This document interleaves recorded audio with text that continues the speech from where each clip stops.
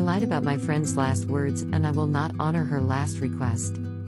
TW, mention of death and substance abuse. My friend Amy died a couple of months ago and I was the last one to see her alive. I went over to her apartment, we watched a movie, ate dinner, I left to finish an essay, and then she overdosed and died alone. She was 19. Our final conversation was unremarkable. I said it was good to see her, thanked her for the food, we made plans for the sports we were going to play together the following week. I told her I would send her a bread recipe we had talked about. She said she was excited to bake it to bring to a potluck that was coming up.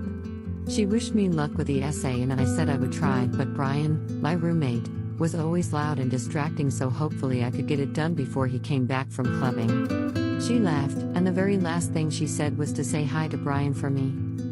Amy did not answer messages the next day, so I sent her roommate, Kara, a message to ask if everything was okay. Kara had been staying nearby with her boyfriend, so went home to see what was happening, and found Amy's body. She let me know what had happened, and after that there were police and all sorts. It was a shock and confusing, but I did not pry for details. Amy and Kara were incredibly close, practically sisters, so I absolutely did not want to bother her with questions, and the police had investigating to do. I was asked to describe the evening. Amy used drugs frequently. They don't think the odd was on purpose, but they wanted to know if she was acting strangely. Had she taken anything while I was there? What time did I leave, etc., and the death was deemed not suspicious.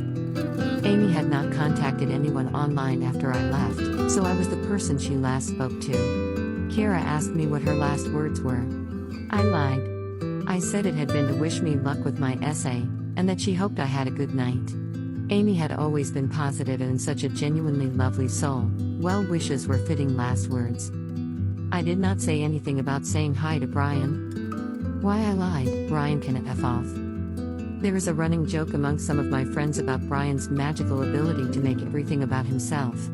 We wanted to do a little Great British Bake Off for fun. Brian buys a sparkly suit and declares himself Paul Hollywood and yells through the whole thing. You're doing a painting, Brian can't draw, but until you physically leave he will lecture you about why you're doing it wrong. Never do improv with Brian, it's like improv with Michael Scott.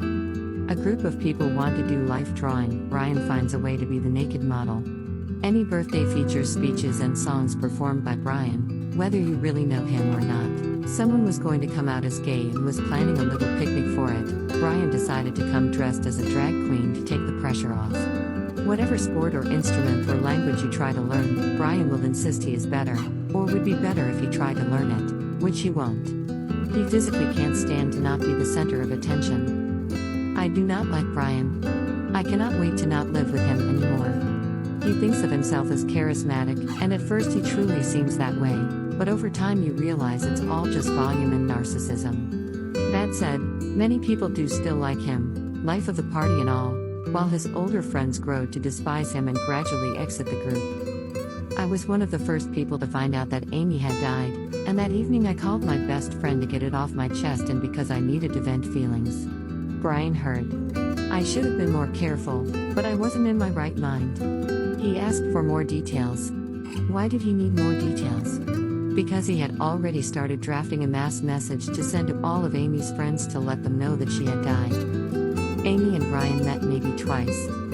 I told him he couldn't send it. This was on the day I found out. The police were only just involved. We didn't even know if her parents knew yet. He went off on a whole explanation of how he could find them on Facebook and could check land records to find their house and go there in a suit with a bunch of flowers to sit them down and properly inform them. I said the police would tell them, or Kara. As I said, Amy and Kara were close. Kara is from another country, so spends summers with Amy's family, practically like a second daughter. Why on earth would Brian, total stranger, be a more fitting messenger? He said he had thought that he should get to be the one to tell them. I remember it well, because get. For non-native English speakers, you get to be player one, you get to have an extra piece of chocolate cake, you get to dress up, you get to have a little treat that you want. You absolutely do not get to tell someone that their daughter has died. This anti-Brian rant is getting too long. He held off on telling most people until after Amy's parents put out an official statement, though then gloated about having known about the news beforehand. He seemed to think that he would be able to speak at her funeral, but compromised and spoke instead at an informal gathering of friends that we held to honor her. He gave several speeches which, if you weren't aware that the two barely knew each other, would make you think that they were very close. He led a number of vigils, events, gatherings, which, yes, were a good mourning opportunity for many people, but I'm too far gone with disliking him that I can't see it as anything other than him trying to gain an ownership of the situation. We put together a fundraiser in Amy's name for a mental health organization she had used, and Brian was upset that he was not listed as a contributor. He did not donate. We had a book where anyone could write about their memories with Amy. Kara wrote a half-page, Brian wrote 2.5. I do not like to lie. It made me feel sick to my stomach. A couple of months have passed and the knowledge that I actively lied about Amy's last words is gnawing at me. It's so small and stupid, but I didn't say hi to Brian for her. I said I would.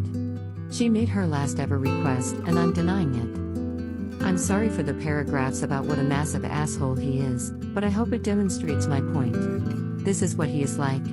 This is how he behaved, thinking a mutual friend he'd only met a couple of times had died. Imagine what he would have been like if he knew that her last words were about him.